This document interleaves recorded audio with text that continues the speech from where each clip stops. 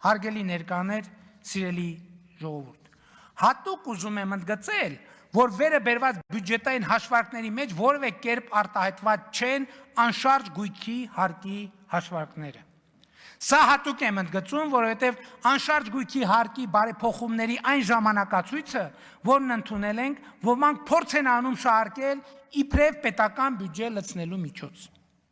Բայց այս մեղադրանքը եթե սխալ է, միայն մասամբ, որովհետև այո, հարկը բյուջե լցնելու միջոց է, բայց անշարժ գույքի հարկը համայնքային բյուջե լցնելու եւ ոչ թե պետական բյուջե։ Կրկնում եմ, անշարժ գույքի հարկից ոչ մի լումա չի մտնում պետական բյուջե, այլ բացառապես համայնքային բյուջեներ եւ պետք է հպարտությամբ ընդգծեմ, որ 2024 թվականին 2017 թվականի համեմատ Հայաստանի Հանրապետության համայնքների բյուջեները եռապատկվել են։ Ընդ որում, ոչ միայն անշարժ գույքի հարկի հաշվին։ Օրինակ, տեղական վճարների տողով համայնքների բյուջեները աճել են շուրջ 276%-ով, 18 միլիարդ դրամով կամ, այլ եկամուտներ տողով շուրջ 344%-ով կամ 8 միլիարդ 386 միլիոն դրամով։ Համայնքների բյուջեների էական աճ արձանագրվել է բոլոր տողերով։ Իսկ ինչ է տեղի ունեցել անշարժ գույքի հարկի հետ։ Այո, ավելի քան կրկնապատկվել են անշարժ գույքի հարկից եկամուտները մտնելով համայնքային բյուջեներ։ Վերադառնալով անշարժ գույքի այդքան քննարկված եւ քննադատված հարկի նոր դրույքաչափերին, պիտի ընդգծեմ, որ իրականացված փոփոխությունները հիմնականում ծանրացել են 100 միլիոն դրամ եւ ավելի արժեք ունեցող, այսինքն միջինից էականորեն բարձր գին ունեցող գույքերի վրա։ Խնդրում եմ այն ինչ որ հիմա կասեմ հատուկ ուշադրություն դարձրեք։ Մեր երկրում 100 միլիոն դրամ եւ ավելի արժեք ունեցող գույքերը ընդհանուր գույքերի մեջ, բոլոր գույքերի մեջ 100 միլիոն եւ ավելի դրամ արժեք ունեցող 0.62%-ն են։ Պատկերացրեք, մեր երկրում եղած գույքերի 0.62%-ն է, որոնց արժեքը 100 միլիոն դրամ եւ ավելի է։ Բայց այդ 0.62%-ը մեր կատարած բարեփոխումների արդյունքում վճարում է անշարժ գույքի հարկի 42.7%-ը։ 0.62%-ը վճարում է 42.7%-ը։ Հիմա աղմուկը իմացաք որտեղից է։ Ուշադրություն դարձրեք, հանրապետության անշարժ գույքերի 0.62%-ը վճարում է անշարժ գույքի հարկի 42.7%-ը։ Ասել է, թե անշարժ գույքի հարկի համակարգի մեր իրականացրած բարեփոխումները առնվազն մի էական մասով նույնպես տեղավորվում են թալանածը վերադարձնելու տրամաբանության մեջ, որովհետև հարկերի ծանրակշիռ մասը վճարում են հարուստները, այդ թվում ապօրինի կերպով հարուստ դարձածները։ Ապա եւ չմոռանանք, թե ինչ տեղի ունեցավ, երբ 2019 թվականին մենք որոշում կայացրեցինք եռաչափ 23, 28 եւ 36% եկամտային հարկը հարթեցնելու եւ համընդհանուր 20% եկամտային հարկ սահմանելու վերաբերյալ։ Այդ ժամանակ այսօր դահլիճում ազգային ժողովի ընդդիմադիր հատվածում տեղ ունեցող բազմաթիվ ընդդիմադիրներ մեզ մեղադրում էին սոցիալական արդարության սկզբունքը խախտելու եւ հարուստներին աջակցելու մեջ, ինչին ի պատասխան մենք ասում ենք, որ հարստության լավագույն չափանիշը ոչ թե աշխատավարձն է, այլ անշարժ գույքը, եւ անշարժ գույքի հարկով մենք կկարողանանք կարգավորել առաջադրվող խնդիրը, ինչը ահա փաստացի իմ ասած վիճակագրությամբ ցույց տվեց, որ այդ բարեփոխումը ուղիղ 10-ին է խփել։ Շատ կարևորում եմ, որ մեր սիրելի հայրենակիցները այս նրբությունը տարբերակեն։ Անշարժ գույքի հարկերը մտնում են բացառապես համայնքային բյուջեներ, իսկ համայնքային բյուջեները պետք է ծախսվեն բացառապես քաղաքացու բակի, փողոցի, անմիջական միջավայրի բարեկարգման վրա։ Այսինքն անշարժ գույքի հարկը առավել ևս այն դեպքն է, երբ ասում են, որ այդ հարկը քաղաքացիները իրենց են վճարում աջ գրպանից ձախ գրպան տեղափոխելով։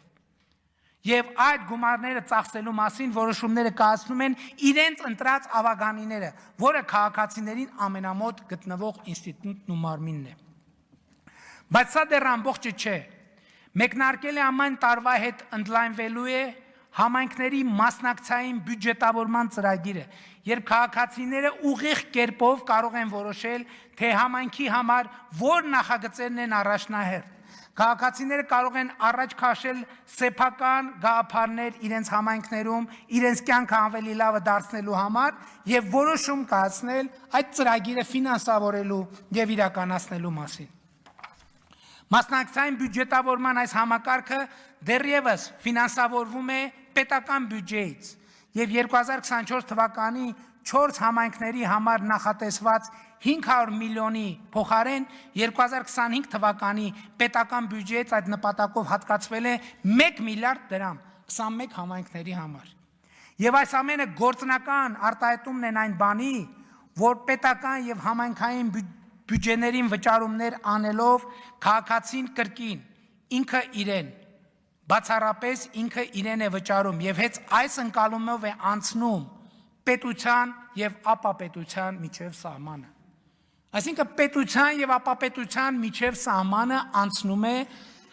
քաղաքացու համայնքին կամ պետական բյուջեին վճարած հարկի նկատմամբ ունեցած վերաբերմունքով։ Այդ վերաբերմունքն է ցույց տալիս,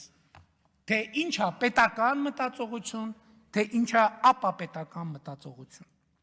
Ընդհանրապես Հայաստանում կառավարության հասցեին եւ ոչ միայն հիմա մի մեղադրանք կա, որի մասին քիչ առաջ ակնարկեցի, որը աբսուրդ է իր էությամբ, աբսուրդների աբսուրդը, կառավարությանը մեղադրել պետական կամ համայնքային բյուջեները լցնելու մեջ։ Նշանակում է լավ չպատկերացնել յուրաքանչյուր քաղաքացու բարեկեցության աղբյուրը եւ բանաձևը։ Նշանակում է կառավարությանը մեղադրել բյուջեն լցնելու ուղղությամբ ջան գործադրելու մեջ, նշանակում է կառավարությանը մեղադրել քաղաքացու համար բարեկեցություն կառուցելու մեջ։ Ասել եմ եւ կրկին ասում եմ, Հայաստանի Հանրապետության ոչ մի ընտանիք, ոչ մի իր բարեկեցության համար ավելի մեծ ծախս չի անում, չի կարող անել պարզապես, քան դա անում են տեղական եւ համայնքային բյուջեները։ Եվ պետական ու համայնքային բյուջեների մեծությունն ու չափն են արտահայտում յուրաքանչյուր քաղաքացու, բառից բուն իմաստով յուրաքանչյուր քաղաքացու բարեկեցության աստիճանը։ Բյուջեով է որոշվում, ասա երկրիդ բյուջեն ինչքան է,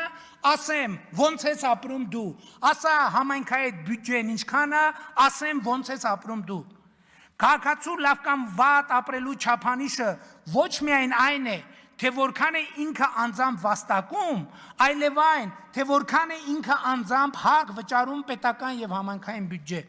Որովհետեւ հնարավոր չէ լավ ապրել ցեխակոլոր ճանապարհներ, մութ ու խավար փողոցներ ունեցող, ծառից ու ծաղկից զուրկ, զբոսայգի ու պուրակ չունեցող, խմելու եւ ոռոգման ջրի համակարգեր, կոյուղի չունեցող բնակավայր։ Հնարավոր չի տեղ լավ ապրել։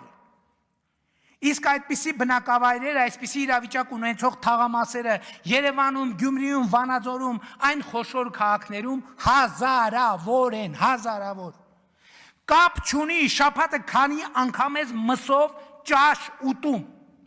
Եթե ապրում ես այդպիսի ամբարիկարգ միջավայրում, ուրեմն աղքատ ես։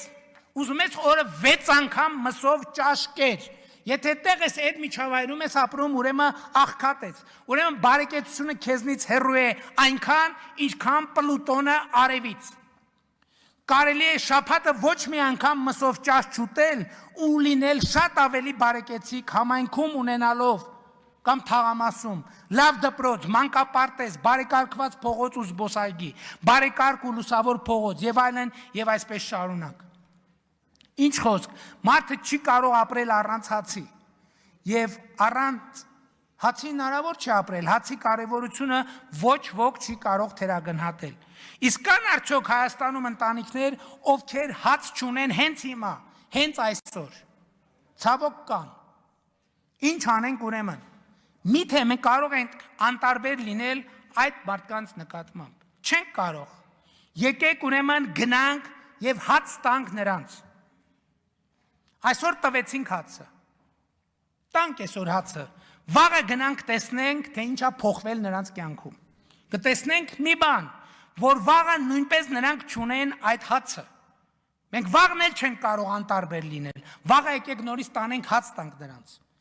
Երրորդ օրը եկեք գնանք տեսնենք, ինչ փոխվեց նրանց կյանքում։ Կտեսնենք, որ նրանք կրկին հաց չունեն։ Երրորդ օրը նույնպես չենք կարող անտարբեր լինել նրանց վիճակի նկատմամբ։ Երրորդ օրը նույնպես տանենք հաց տանք։ Չորրորդ օրը գնանք տեսնենք, թե ինչ վիճակում են նրանք։ Կտեսնենք, որ նրանք էլի հաց չունեն։ Նույնը կկրկնվի 5-րդ օրը, 6-րդ օրը, առաջին ամիսը, 6-րդ ամիսը, առաջին տարին, 6-րդ տարին, 10-րդ տարին, եւ սա երևում է նաեւ պաշտոնական վիճակագրության։ Ավելի քան 10,000 ընտանիք Հայաստանում, 10 եւ ավելի տարի անապահովության նպաստ են ստանում Հայաստանում։ Շատ լավ, հաջորդ հարցը, բա այդ հացի համար ով է վճարում։